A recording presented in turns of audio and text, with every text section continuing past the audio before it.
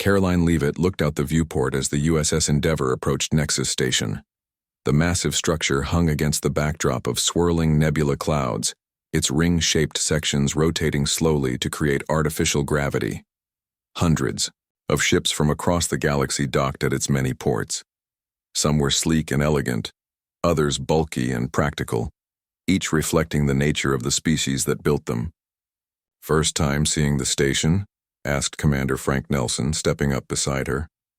Karoline nodded. "Yes, sir. Pictures don't do it justice." "Nothing ever does," he agreed. 17 species built this together, each section designed by a different civilization. The humans only contributed that small docking area over there.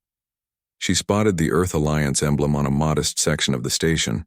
It seemed tiny compared to the grand structures built by older species. "Nervous about the summit?" Commander Nelson asked. "A little," Karoline admitted. At 26, she was the youngest member of the diplomatic team. Her job as junior communications officer was supposed to be simple: maintain contact with Earth, and help the senior staff with translations when the universal translators struggled with nuance. "I've never been around so many different species at once." "You'll do fine," Nelson assured her. "Just remember, most of them still don't take humans seriously. We've only been in space for 60 years. The Zolarans have been traveling between stars for 50,000 years, the Valerians for even longer." Karoline smoothed her blue uniform jacket. "I understand, sir." "Good. Ambassador Wright will handle the formal talks. The rest of us are here to support and observe. Learn what you can, but don't draw attention to yourself." The ship docked with a gentle thud. After passing through the airlock, the Earth delegation was greeted by station security, tall, four-armed Mauritians with exoskeletons that clicked as they moved. "Welcome to Nexus Station," said the lead security officer, voice buzzing through its translator. "Your quarters are in Section E, Level 12. The opening ceremony begins in 4 hours." The diplomatic team from Earth consisted of 6 people. Ambassador Susan Wright led the group, with Commander Nelson as her second. Dr. Alan Peters served as their xenobiologist. Security Chief Donna Miller and her deputy John Garcia were there to protect the delegation. Karoline, as the communications specialist, completed the team. Their quarters were small but comfortable. The station's designers had done their best to accommodate the various needs of different species. For humans, that meant Earth-standard gravity, breathable air, and furniture that fit their bodies. "Everyone rest and prepare," Ambassador Wright instructed them. "Full formal dress for the opening ceremony. Remember, we're still proving ourselves to the Galactic Cooperative. Every interaction matters." Karoline spent the time studying her diplomatic briefings. The Galactic Cooperative included 22 species, though only 17 would be present at this summit. Humans were the newest addition, granted provisional membership just 3 years ago after proving they could travel faster than light without destroying themselves. 4 hours later, dressed in her formal uniform, dark blue with silver trim, and the Earth Alliance patch on her shoulder, Karoline joined the others and made her way to the Great Hall. The Great Hall took her breath away. Its ceiling soared hundreds of feet above them, with light filtering through crystalline structures that split it into rainbow patterns across the floor. Delegates from all 17 species mingled in the space, their translators creating a buzz of conversation. "Stay close," Commander Nelson murmured to her. "Watch and learn." Karoline observed the different species with fascination. The Zolarans moved with fluid grace, their bodies seeming to flow rather than walk. They had no clear facial features, just sensory frills that changed color as they communicated.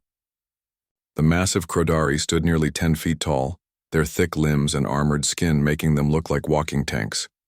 The Mauritians skittered about on their 6 legs, exoskeletons gleaming under the lights. And then there were the Valerians. They looked almost insect-like to human eyes, with compound eyes and 4 arms. They moved with precise measured steps and spoke in clipped tones even through the translators. Karoline had been warned about them specifically. They had opposed human membership in the cooperative from the beginning. The opening ceremony began with speeches from the elder races.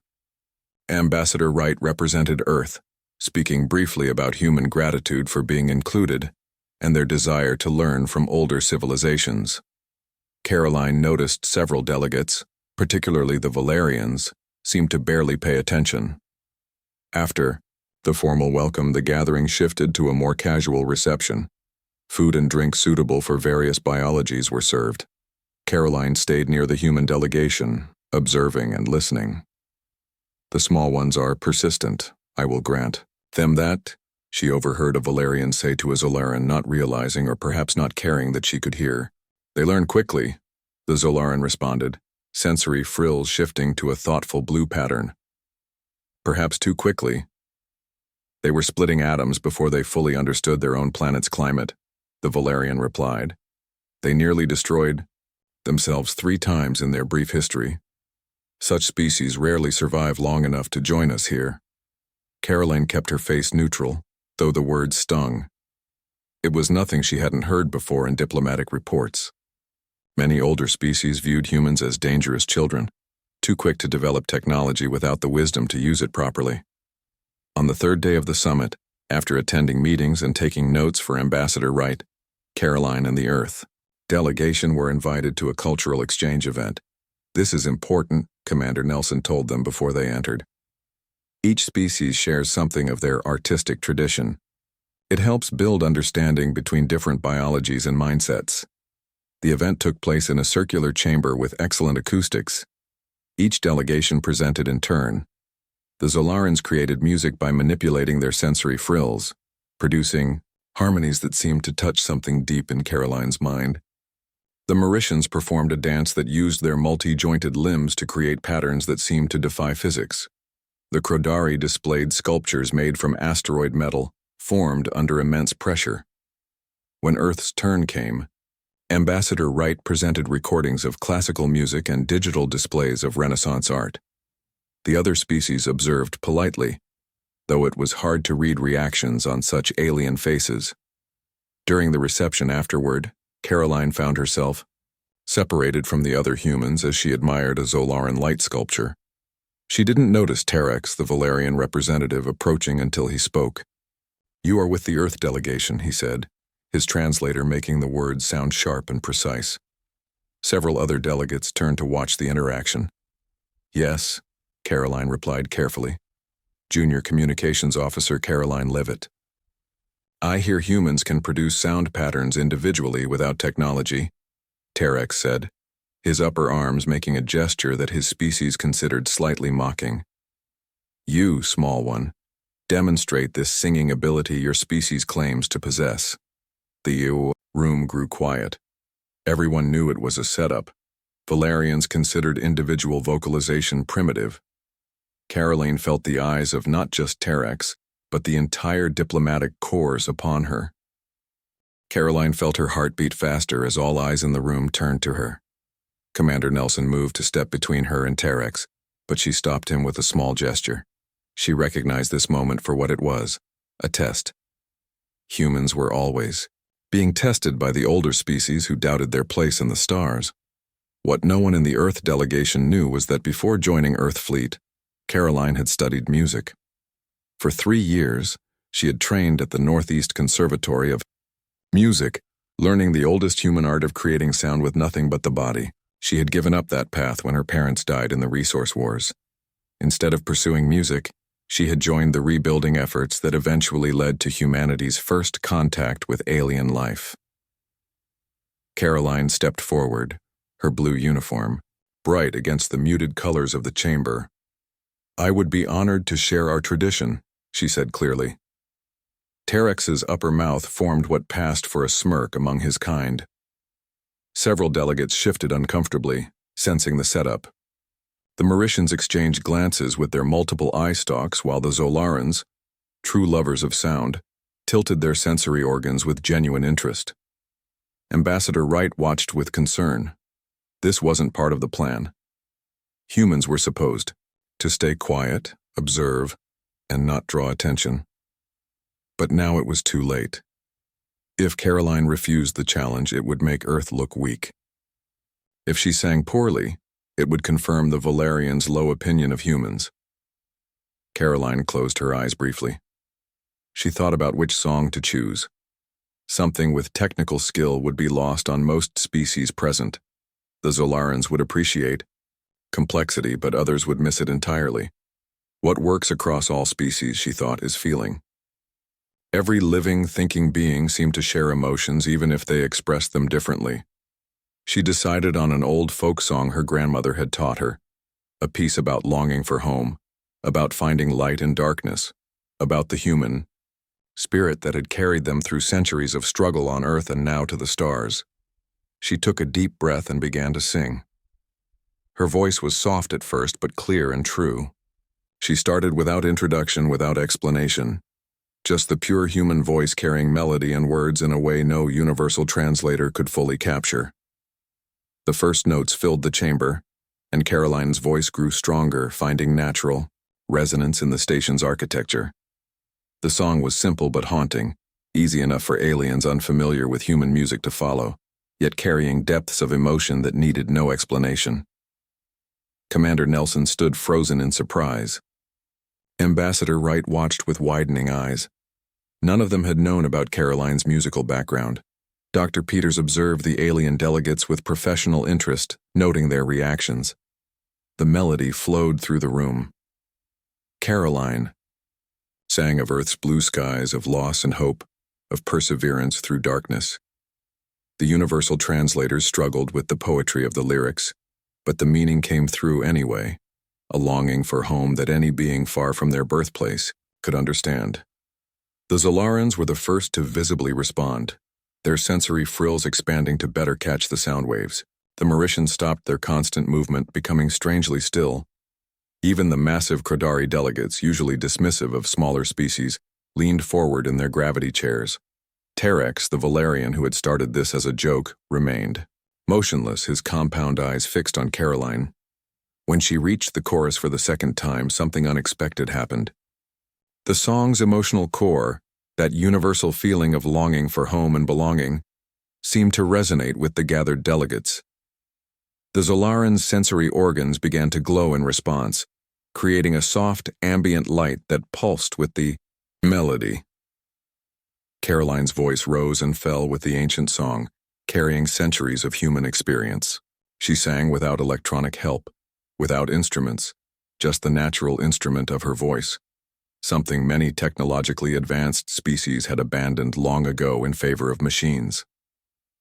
As the song continued, more delegates moved closer. A group of small floating Eltrani drifted nearer, their translucent bodies taking on the colors of Karoline's voice. The usually distant Dravali representatives swayed slightly, their tendrils moving in time with the melody. In that moment, Karoline wasn't thinking about diplomacy or Earth standing in the galactic cooperative. She was simply sharing something deeply human with beings who had never experienced it before. The pure communication of emotion through sound waves shaped by living tissue, something so basic to humans that they often forgot how special it was. The final verse was soft, almost a whisper. Karoline sang of hope, of new beginnings, of finding light in the darkness of space. As the last note faded into silence, she opened her eyes. The chamber was completely still. Not a sound, not a movement from any of the 17 species present. Karoline felt a moment of panic. Had she misunderstood? Had she somehow offended everyone at once? Commander Nelson looked nervous. Ambassador Wright seemed to be holding her breath. Then came a sound, a deep, resonant hum from the Zolaran delegation. It was their highest form of appreciation, Karoline remembered from her briefings. The Mauritians followed with a gentle tapping of their limbs against their exoskeletons, their version of applause. One by one, each species responded according to their customs. The Crodari struck their massive palms against their armored chests. The Eltrani delegates pulsed with bright colors in sequential patterns. Even the normally reserved Dravali representatives waved their tendrils in approval. Most surprisingly, Terex the Valerian rose from his seat. In the 6 years since first contact, no human had ever seen a Valerian stand for anything related to Earth. Yet there he was, standing, his upper arms extended in the Valerian gesture of acknowledgement. Ambassador. Wright looked at Commander Nelson with astonishment. What had begun as an attempt to embarrass humanity had somehow transformed into a moment of genuine connection. The station's universal translators struggled to keep up with the overlapping voices as delegates began discussing what they'd experienced. The Zolaran High Minister approached Karoline directly.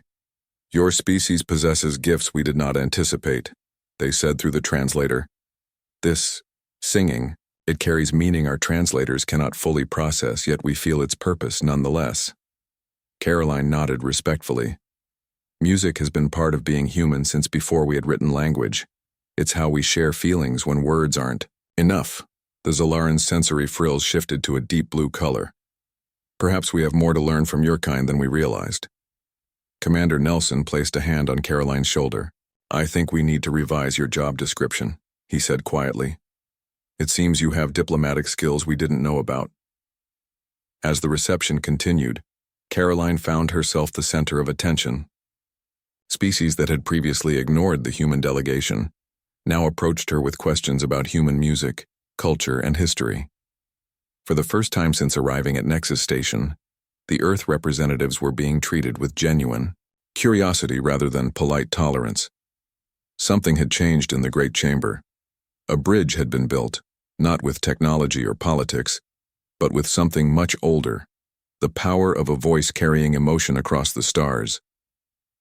The next morning, Karoline woke to a message alert on her room's communication panel.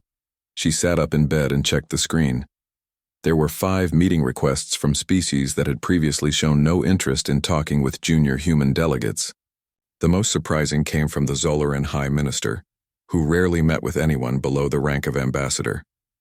Karoline quickly dressed in her formal uniform and contacted Commander Nelson. "Sir, I'm getting meeting requests from several delegations," she said when his face appeared on the screen. Nelson nodded. "So is everyone else on the team. Ambassador Wright has been invited to join the Council of Elder Species for their private session. That's never happened before for a representative from a newcomer world. What should I do about these requests?" "Accept them. Something changed last night, Leavitt. We need to understand what and why." He paused. "By the way, you never mentioned your musical background in your service file." Karoline looked down. "It didn't seem relevant to my duties, sir." "Well, it's relevant now. Report to the ambassador's quarters in 30 minutes for a strategy meeting." When Karoline arrived, the entire Earth delegation was already there. "Ambassador." Wright stood as she entered. "Officer Leavitt," she said formally, then broke into a smile. "Or should I say Maestro Leavitt?" The others laughed, breaking the tension. "I studied music before joining Earthfleet," Karoline explained. "But I never finished my training." "Well, your unfinished training just accomplished more for Earth diplomacy than my 20 years of experience," Ambassador Wright said. "The Kradari, who have blocked our mining rights petition for 2 years, suddenly want to discuss cultural exchange opportunities. The Mauritians are asking about human art forms. And the Zolarans want to record human vocal performances for their grand archive." Dr. Peters, the xenobiologist, looked excited. "This is fascinating. Most species develop in isolation, their art forms completely incomprehensible to others. Finding something that crosses species boundaries is extraordinarily rare." "But it was just a song," Karoline said, confused by all the attention. "It was more than that," Dr. Peters replied. "You showed them something uniquely human that they could nonetheless understand. You found common ground no one knew existed." Ambassador Wright nodded. "Whatever the reason, we need to capitalize on this opportunity. Each of you will attend your scheduled meetings. Be open, be friendly, but remember our key objectives for this summit." As they left the ambassador's quarters, Commander Nelson pulled Karoline aside. "You have a meeting with Terex in an hour. Be careful. The Valerians rarely change their minds about anything, and they've been against human membership from the beginning." "Yes, sir," Karoline said nervously. Of all the meeting requests, Terex's was the most surprising and concerning. The Valerian had clearly intended to embarrass her and humanity the night before. Now he wanted a private meeting. Karoline made her way to the meeting location, a small viewing chamber on the outer ring of the station. The room had a large window looking out into space, with the swirling colors of the nebula visible in the distance. Terex was already there when she arrived, standing rigidly by the window. Valerians looked somewhat insect-like to human eyes with their compound eyes and forearms. Their exoskeletons were a pale green color that caught the light in strange ways. "Officer Leavitt," he said through his translator, "you have come alone." "As requested," Karoline replied, trying to keep her voice steady. "You wanted to speak with me?" "Your performance yesterday was unexpected," Terex said, getting straight to the point.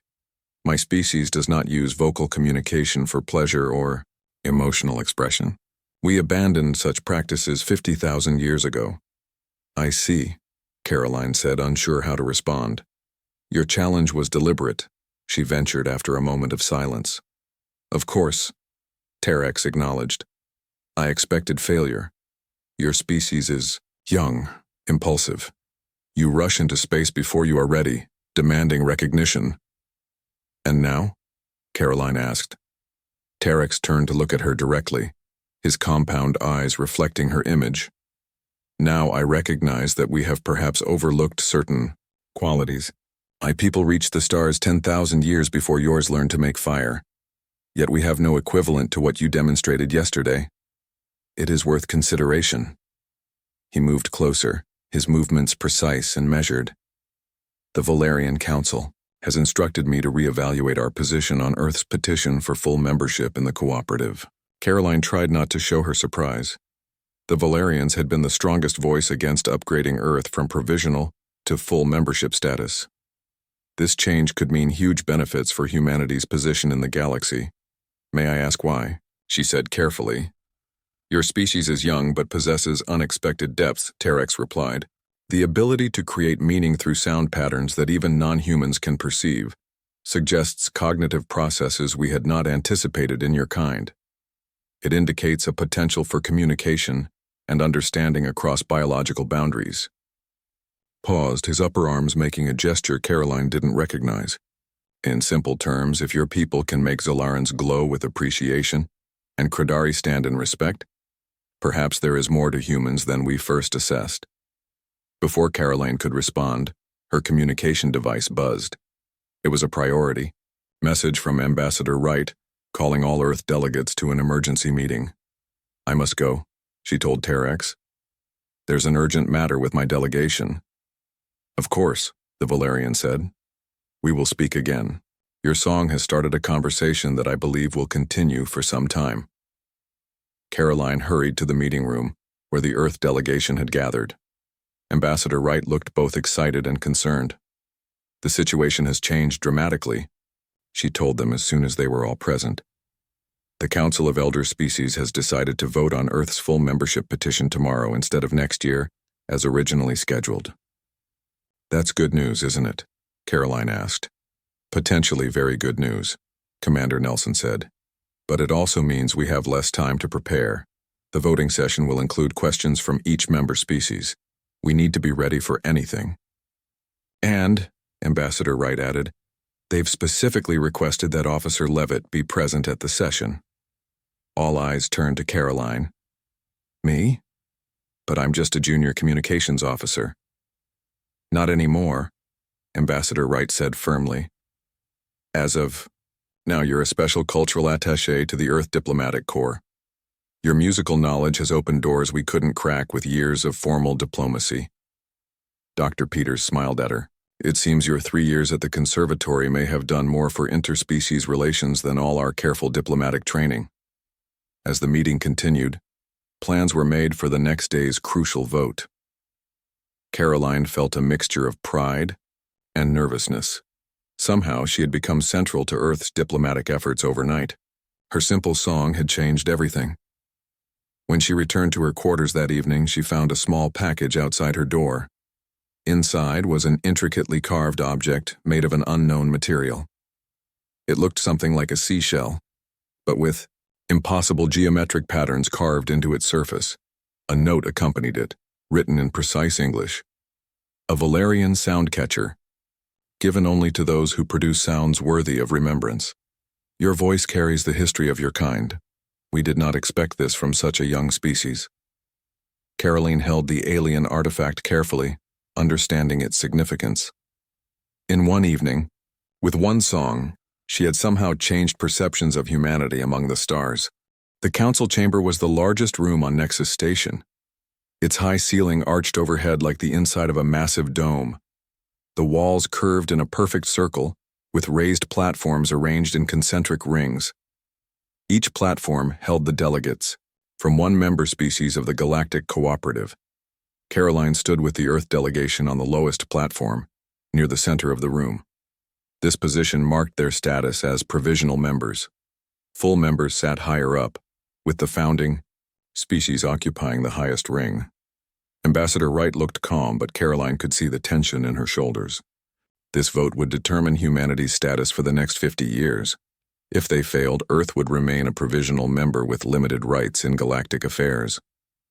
The chamber quieted as the Zolaran High Minister floated to the speaking platform. Unlike most species, Zolarans didn't walk or stride. They moved like they were swimming through the air, their bodies rippling with subtle motions. We gathered to consider the petition of Species 4291, designation human, for advancement from provisional to full membership status, the High Minister announced, their translator converting the musical Zolaran language into words everyone could understand. This petition was originally scheduled for next cycle, but recent developments have prompted reconsideration of the timeline. Karoline felt her face grow warm as many of the delegates looked in her direction. She knew she was the recent development they were referring to. As is tradition, each founding species will ask one question of the petitioners, the High Minister continued. These questions will help determine if humans are ready to join as full members of our ancient cooperative. The Kradari representative spoke first, their voice so deep that Karoline could feel it in her chest even through the translator. Humans have fought 3 world wars on their home planet, the massive being rumbled.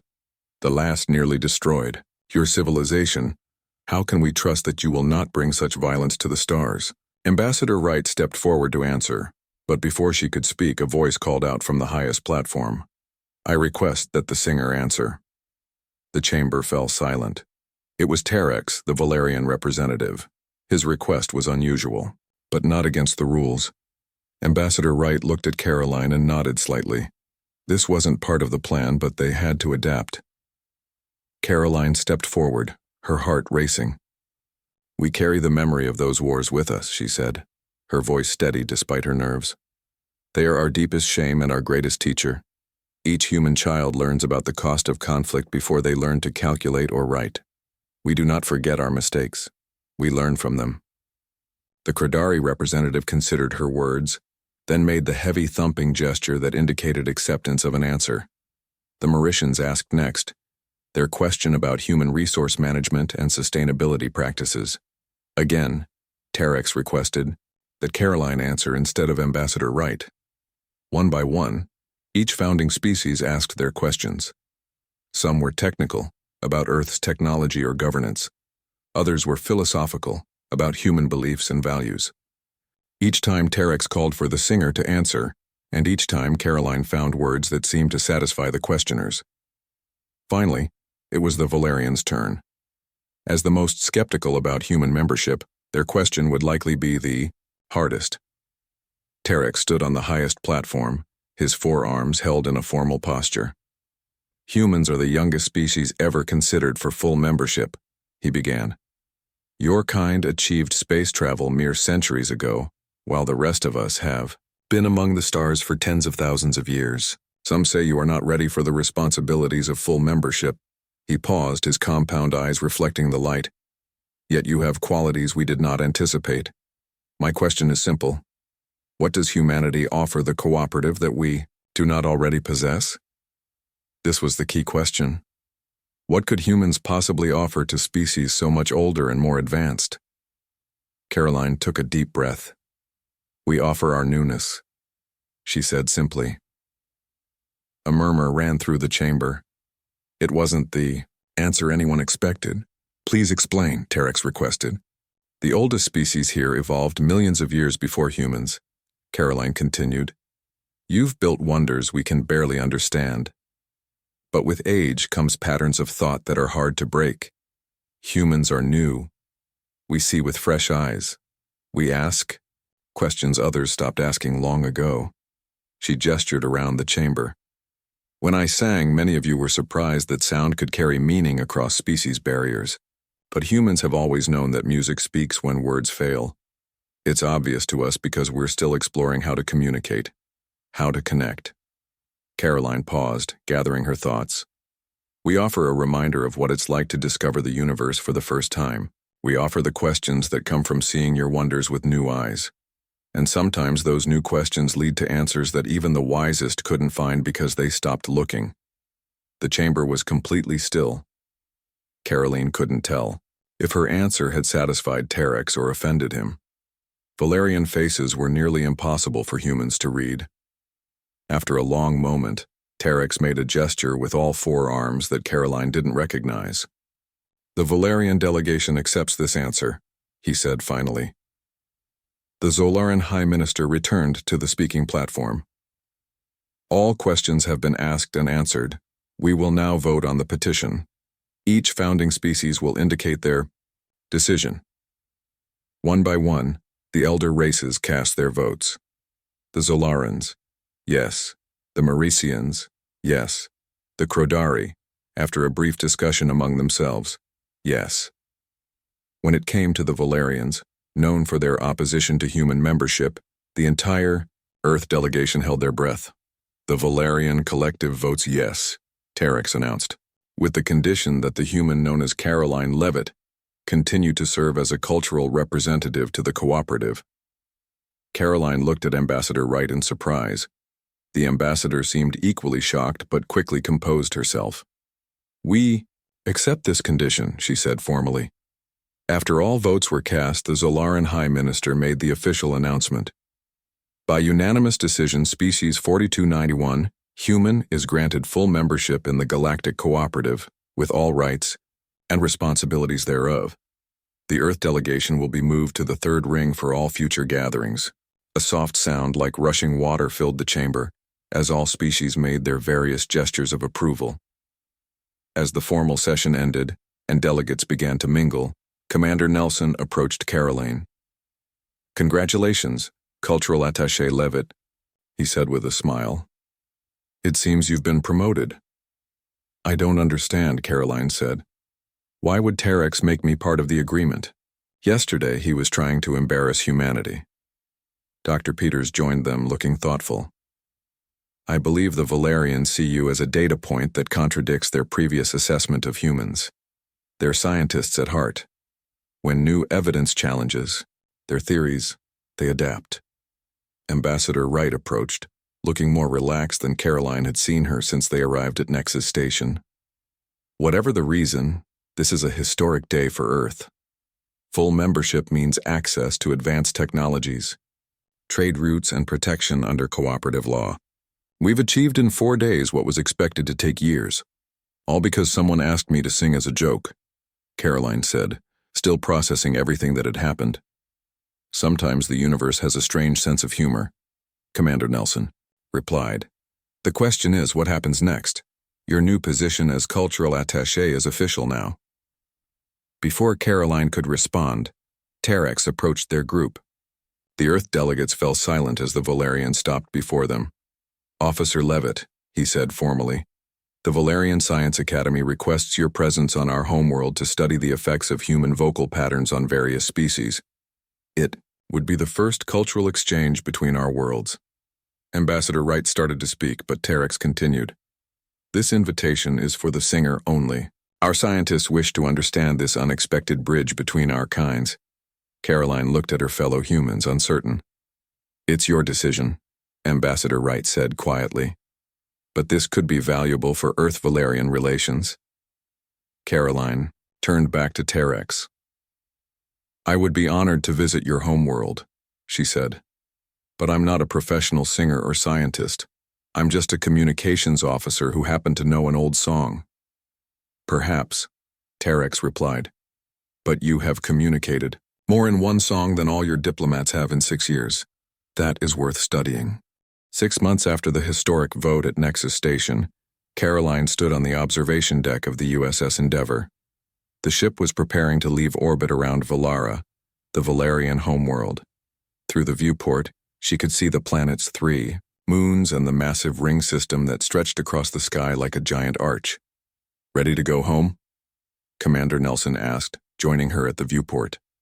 "Yes and no," Karoline replied. "These past months have been the strangest of my life, but also the most amazing." Her time on Valara had been filled with surprises. The Valerians, once thought to be the species most opposed to humans, had treated her with great respect. Their scientists had studied her singing and its effects on different species.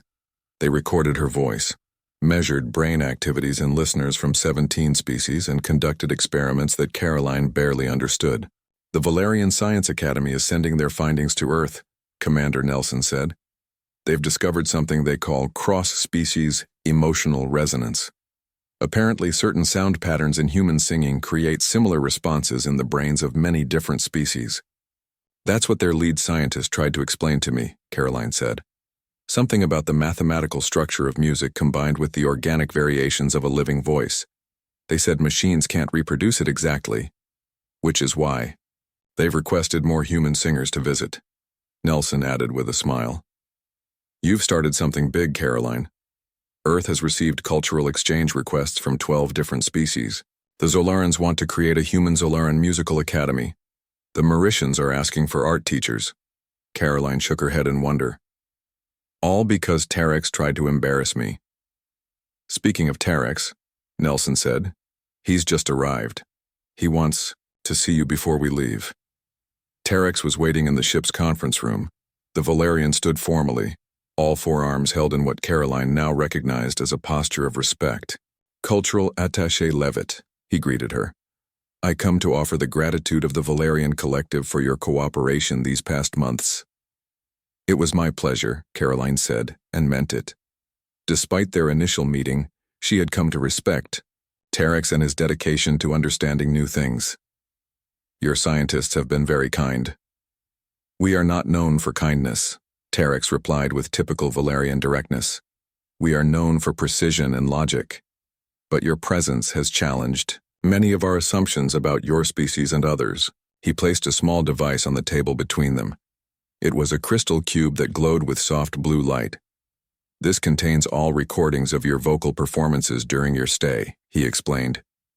"It also includes the response data from all species who experienced your singing. The Valerian Science Academy wishes you to have a copy of this research." "Thank you," Karoline said, touched by the gesture.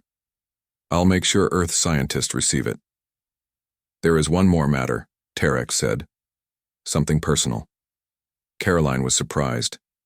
Valerians rarely discussed personal matters, especially with other species. "The question I asked you during the council vote," Terex continued, "about what humans offer the cooperative.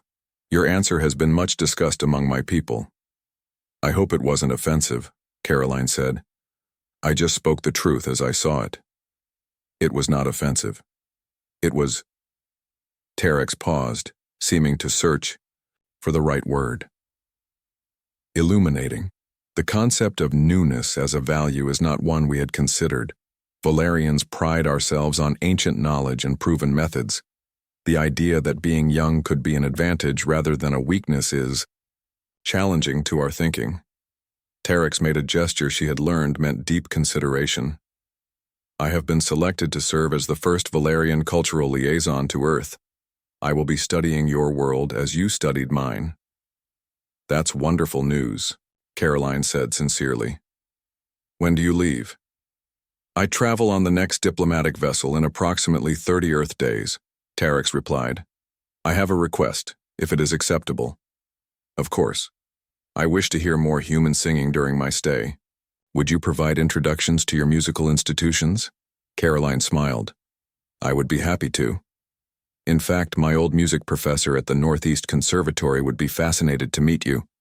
An announcement over the ship's communication system informed them that departure was scheduled in 20 minutes. Terex made the Valerian gesture of farewell, all 4 arms moving in a complex pattern. Until we meet again on your world, Singer Leavitt, he said, using the title the Valerians had given her during her stay. After Terex left, Karoline returned to her quarters to prepare for departure. A message was waiting for her from Ambassador. "Right back on Earth, Karoline," the ambassador's recorded image said. "I wanted to update you before you return. The impact of your work with the Valerians has exceeded all expectations. The Earth Alliance Council has created a new department for interspecies cultural exchange, and they want you to lead it.